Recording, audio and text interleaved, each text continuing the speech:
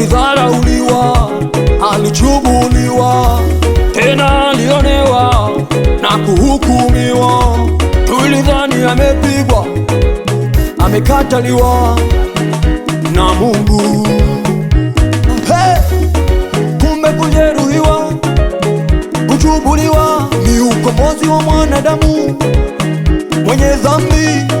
Kumbe damu yake na kifo chake ni ishara ya wokovu wetu. Ni mpango wa Mungu,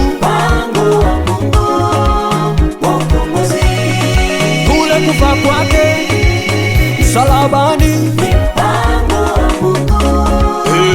wa Mungu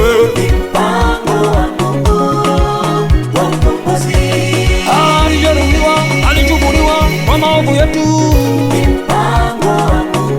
Wanadamu wote waokolewe.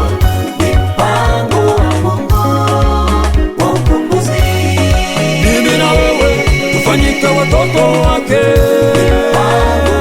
wa Mungu, wa Mungu, wa Mungu we.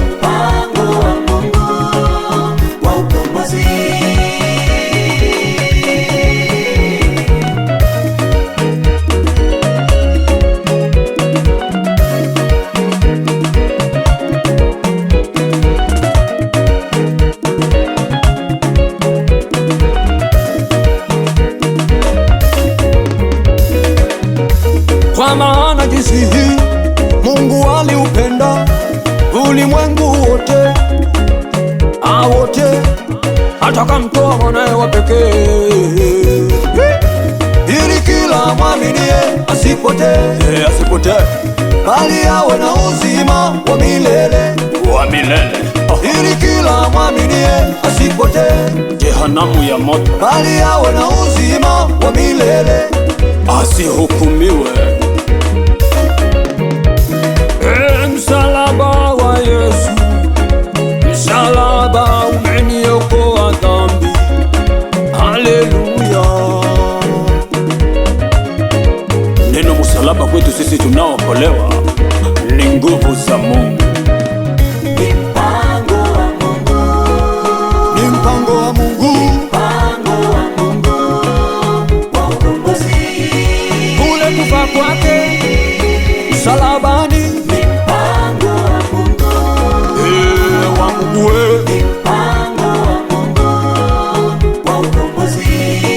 alijeruhiwa, alichubuliwa kwa maovu yetu.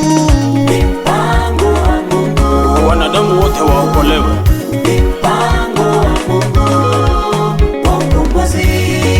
Mimi na wewe tufanyike watoto wake,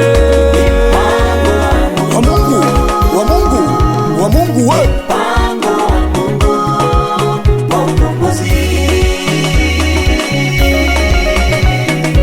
Alituokoa katika nguvu za giza, akatuingiza katika ufalme wa mwana wa pendo lake.